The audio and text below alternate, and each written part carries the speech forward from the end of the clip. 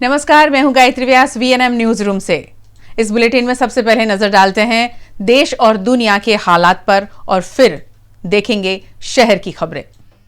बुधवार को विश्व में कोरोना वायरस संक्रमण के नए 1,34,705 मामले दर्ज किए गए। विश्व में कोरोना के अब तक 74,58,000 से ज्यादा मामले दर्ज हो चुके हैं, जिसमें से 37 लाख से ज्यादा लोग रिकवर हुए हैं, जबकि 4 लाख से ज्यादा की मौत हुई है। वहीं देश में बुधवार को अब तक के सबसे ज्यादा 11,156 कोरोना केस एक ही दिन में दर्ज किए गए।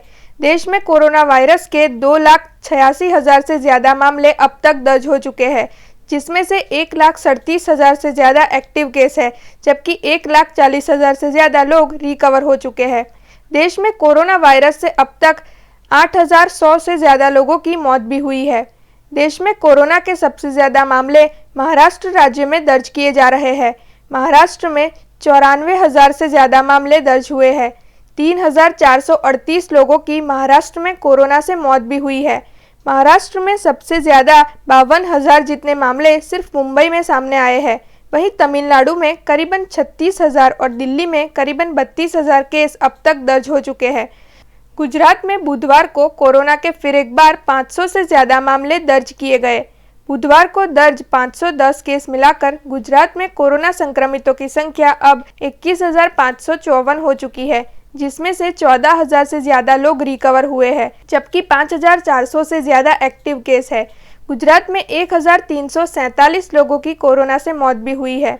शहर में भी कोरोना का संक्रमण अनलॉक 1 के बाद लगातार बढ़ता हुआ सामने आ रहा है। वडोदरा में कोरोना वायरस के 36 मामले बुधवार को दर्ज किए गए। 36 केस मिलाकर अब शहर में कोरोना संक्रमितों का आंकड़ा 1,408 पर पहुंच चुका है।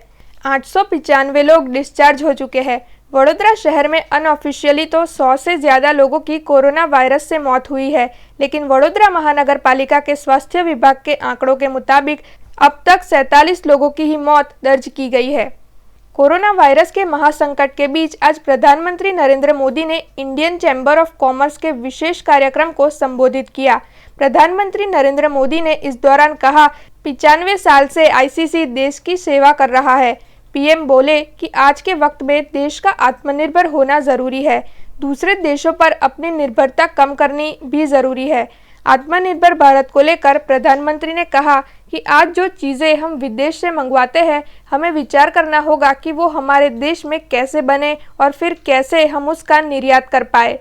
पीएम ने ये भी कहा कि यही वक्त है कि लोकल के लिए वोकल हुआ जाए। आत्मनिर्भर भारत अभियान के तहत बड़े रिफॉर्म का ऐलान किया गया, अब उन्हें जमीन पर उतारा जा रहा है।